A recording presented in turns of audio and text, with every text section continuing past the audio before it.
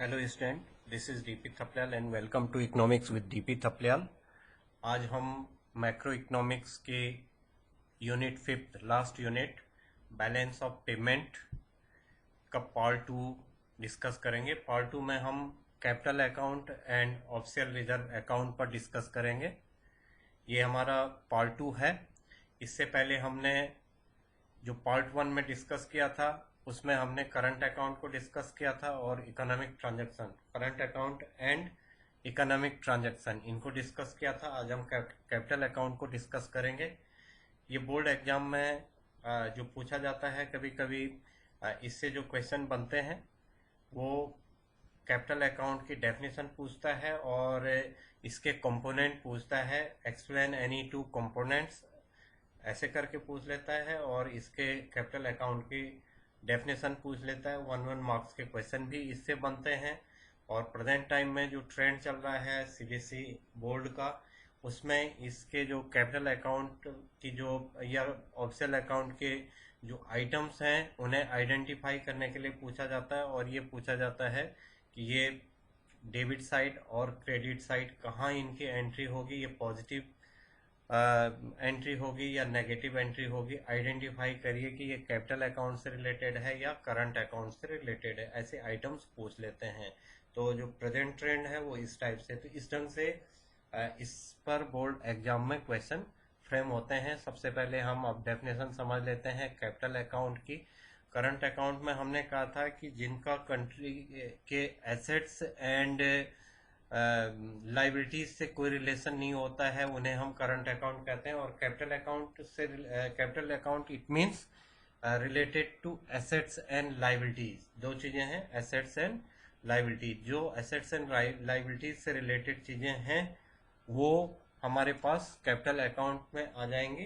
तो डेफिनेशन अगर हम वो करते हैं तो capital account record receipt and payment. Capital account जो है वो रिकॉर्ड है receipt and payment of such transaction which causes impact on assets as well as liabilities status of country. ऐसे ट्रांजैक्शन जिनका इम्पैक्ट कंट्री के एसेट्स एंड लाइबिलिटीज स्टेटस पर पड़ता है in relation to rest of the world, in relation rest of the world. Liabilities और assets of the country are either rise, increase और reduced.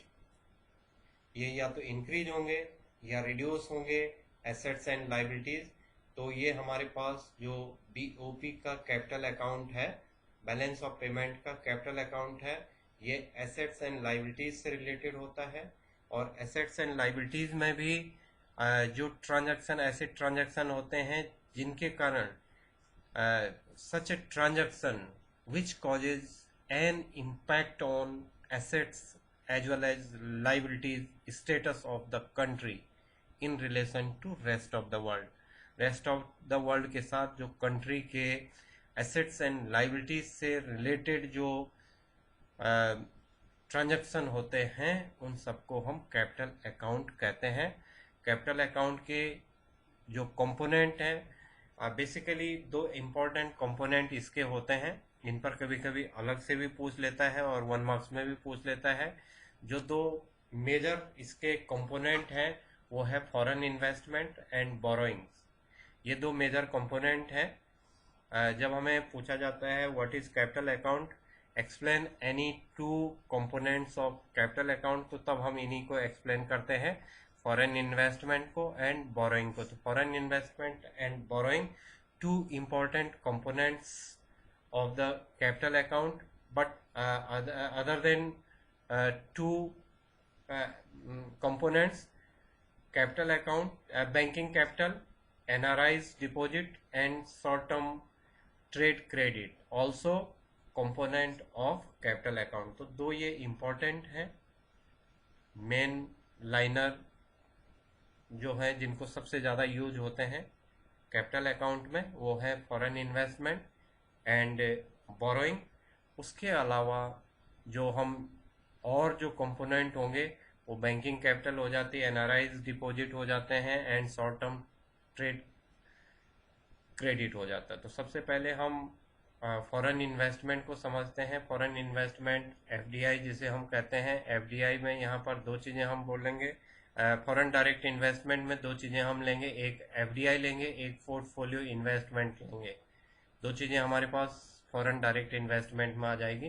तो जब हम फॉरेन डायरेक्ट इन्वेस्टमेंट को डिस्क्राइब करेंगे तो इसे टू पार्ट्स में डिवाइड कर लेंगे। पहला हो जाएगा एफडीआई, फॉरेन डायरेक्ट इन्वेस्टमेंट। तो फॉरेन इन्वेस्टमेंट को दो दो कंपोनेंट हम फॉरेन इन्वेस्टमेंट के लेते हैं।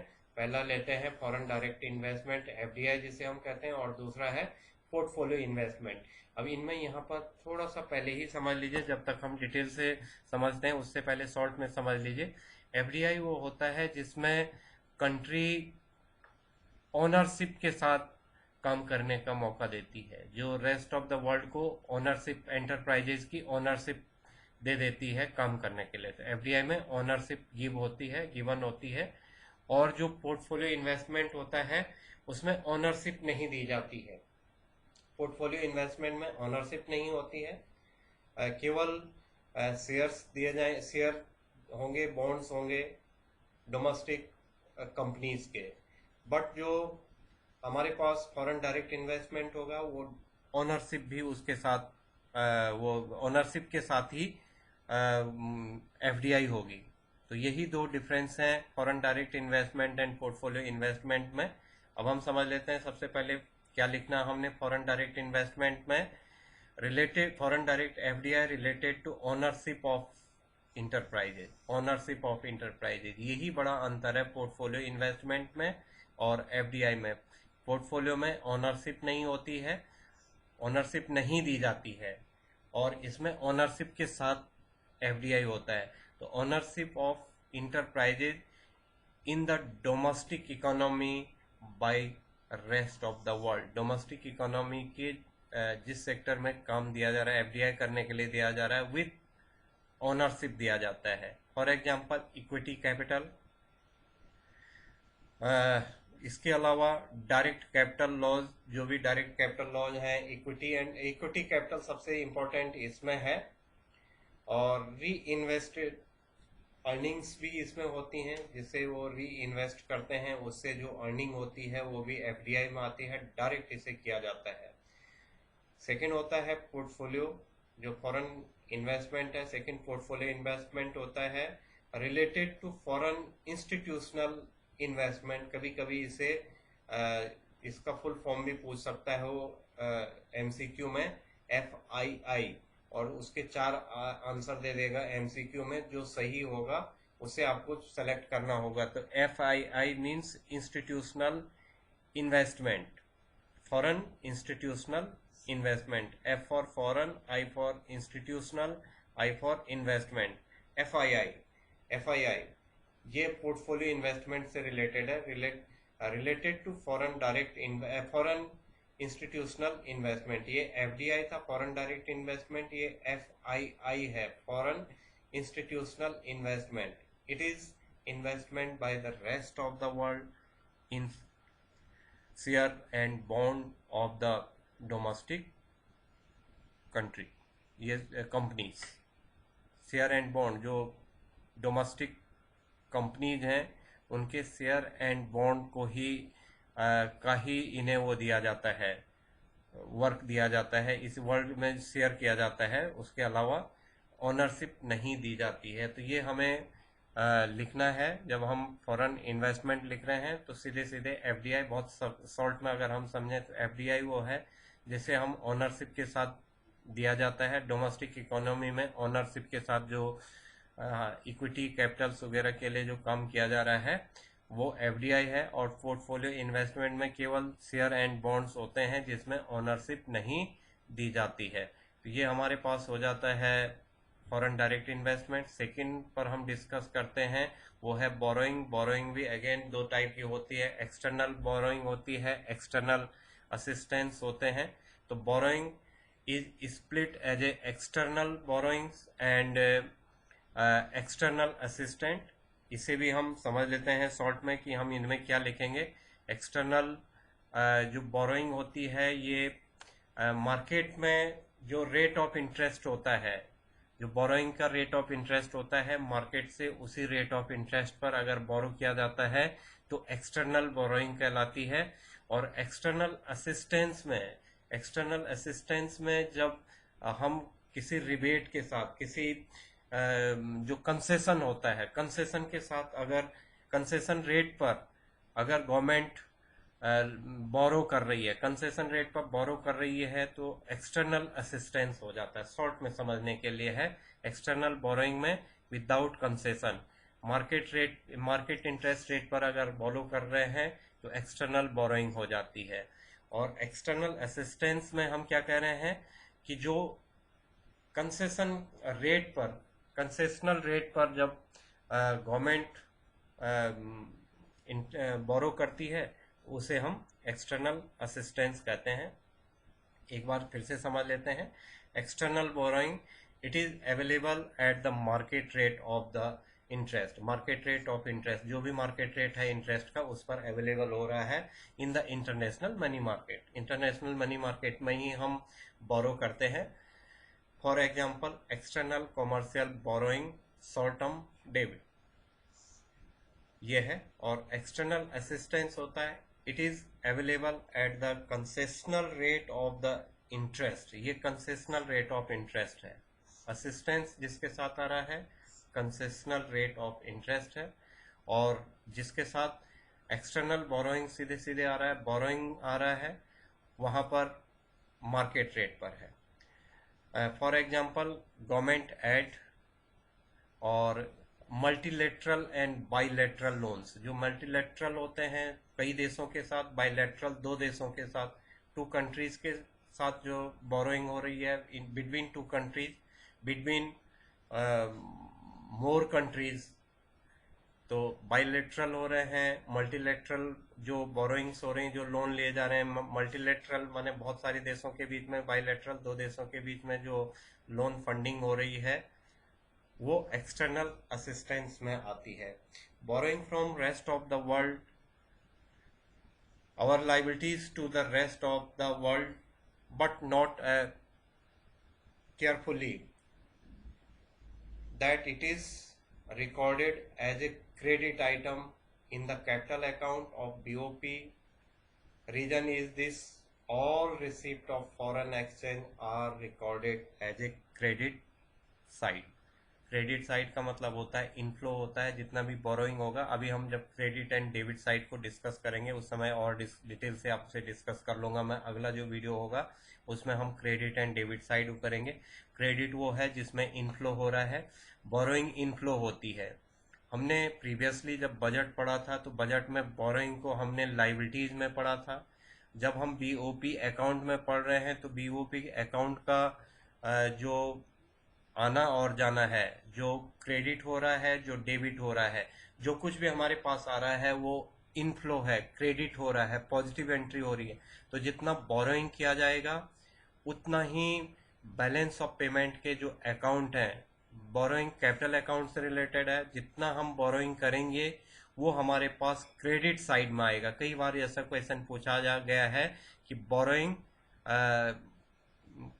कैपिटल अकाउंट से रिलेटेड है या करंट अकाउंट से रिलेटेड है, और इसकी एंट्री क्रेडिट साइड में होगी, डेबिट साइड में होगी। तो हम पहले से ये जानते हैं कि अगर हम लोन लेंगे, बोरो करेंगे, तो लाइबिलिटीज बढ़ेगी। तो बच्चा यहाँ पर कंफ्यूज हो जाता है। लाइबिलिटीज बढ़ती है जब हमने बजट में पढ़ा।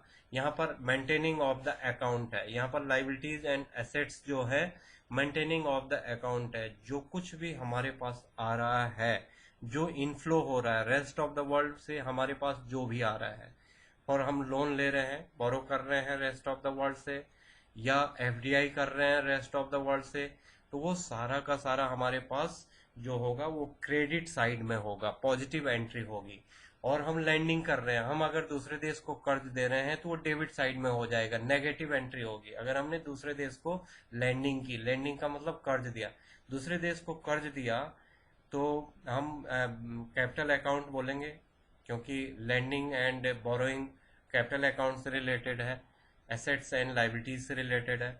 तो जब हम लैंडिंग करेंगे तो वो डेबिट साइड हो जाएगा, नेगेटिव एंट्री होगी। और जब हम बोरोइंग कर रहे हैं वो क्रेडिट साइड होगा, पॉजिटिव एंट्री होगी, क्योंकि इनफ्लो हो रहा है। इनफ्लो एंड आउटफ्लो बहुत सिंपल सा फंडा है। जो हमारा बैलेंस ऑफ पेमेंट का जो अकाउंट है, उसमें जो कुछ भी आ रहा है, जो इनफ्लो हो रहा है, all are related to credit side and entry made positive. And जो आउट गोइंग है, चाहे कुछ भी जा रहा है बाहर, वो सारा का सारा हमारे पास सीधे सीधे अगर हम उसे कहें तो वो डेबिट साइड में चला जाएगा, और डेबिट साइड में जाते ही उसकी एंट्री नेगेटिव हो जाएगी। तो ये तो था borrowing.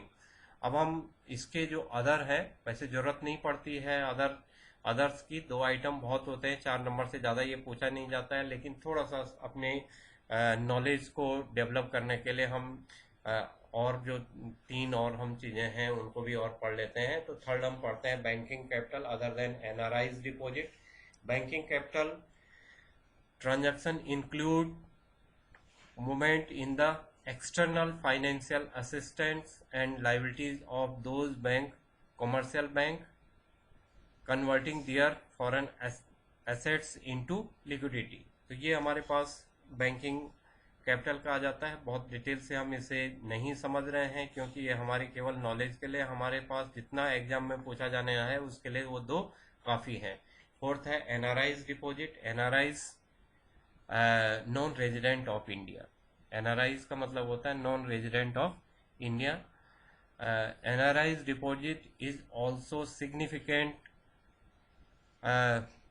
constituent of capital account. Only such NRIs deposit are to be considered which are made in the domestic economy and short term trade credit। ये सारी चीजें हमारे पास कैपिटल अकाउंट से रिलेटेड हैं। अब एक है ऑफिशियल अकाउंट।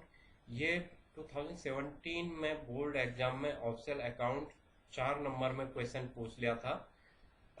ये एक आध बार ही बोर्ड एग्जाम में 2 बार ही ये पूछा गया है। फिर भी ये काफ़ी इम्पोर्टेंट है, इसे हम समझ लेते हैं। ऑफिशियल अकाउंट मैंने आपको बताया था जब फर्स्ट पार्ट में हमने डिस्कस किया था, जब मैंने कंपोनेंट ऑफ बीओपी पढ़ाया था, तो उस समय डिस्कस किया था कि ऑफिशियल रिजर्व जो है बेसिकली वो कैपिटल अकाउंट का पार्ट है, लेकिन कई लोग ऑफिशियल रिजर्व को अलग अकाउंट मान लेते हैं और कई लोग कैपिटल अकाउंट का ही पार्ट मानते हैं। बट इससे जो क्वेश्चन आता है inflow outflow credit debit side का भी आता है, और 3 मार्क्स के लिए 4 मार्क्स के लिए भी पूछा जाता है कि ऑफिशियल अकाउंट क्या होता है, ऑफिशियल रिजर्व अकाउंट क्या होता है, एक्सप्लेन करिए।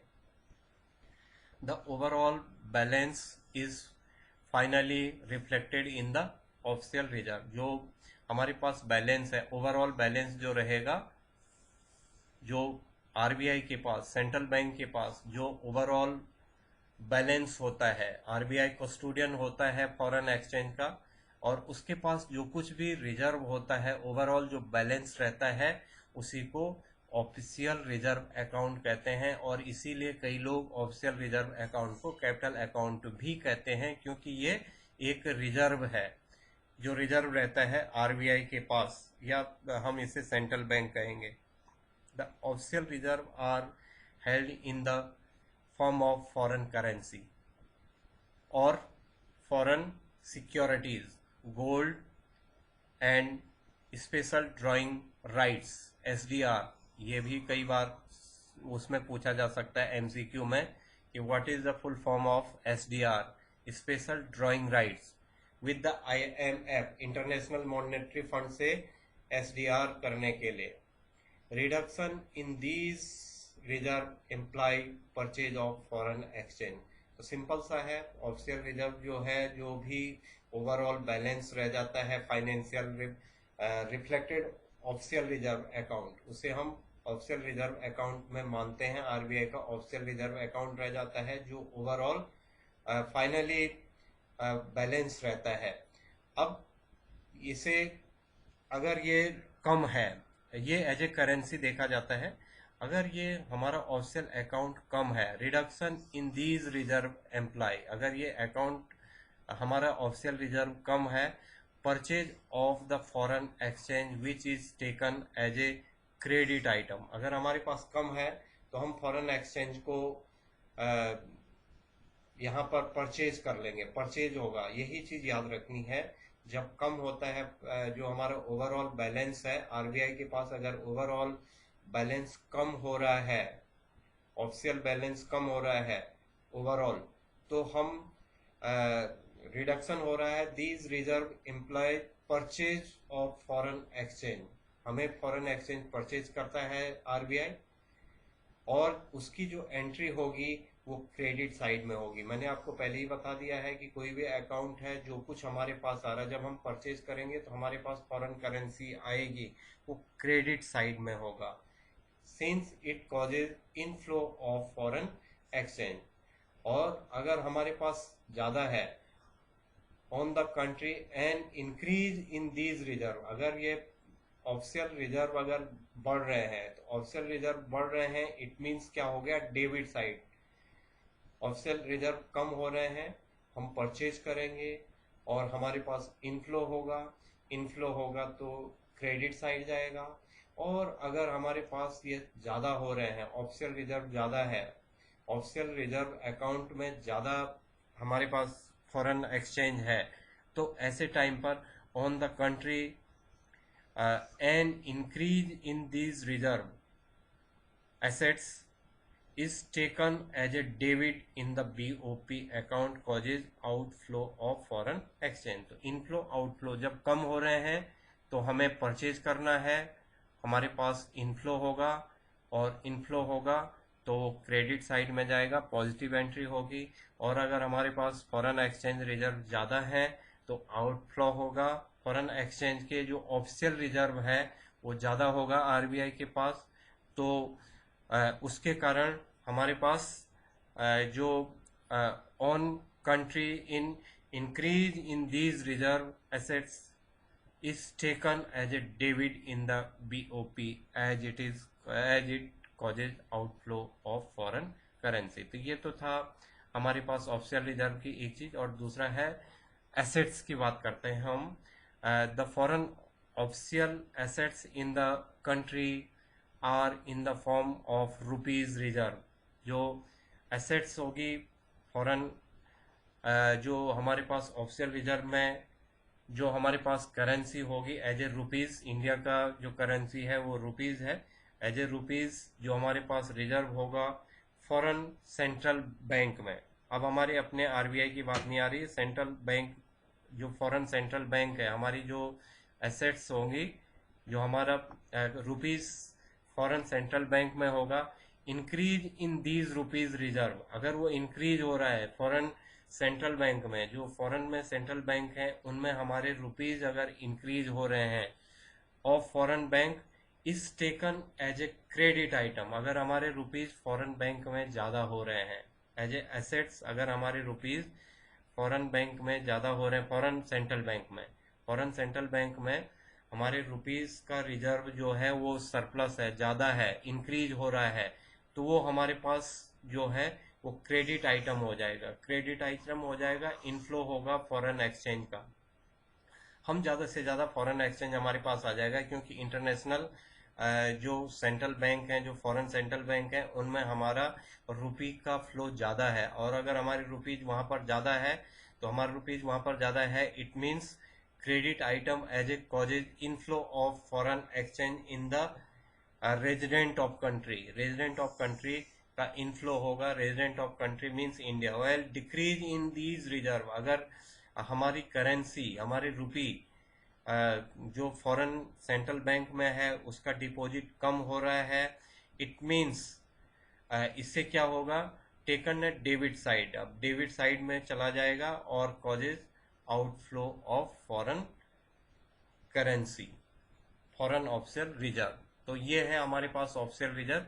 तो आपने हमने दो चीजें पढ़ी हैं यहाँ पर, कैपिटल अकाउंट पढ़ा है, ऑफिशियल रिजर्व पढ़ा है।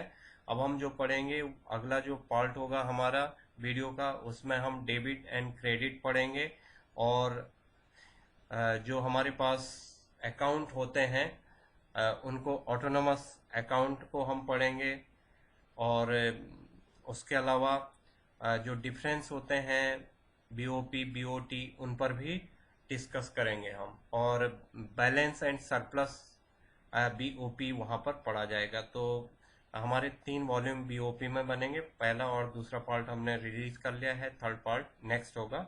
Thank you for watching this video. Thank you.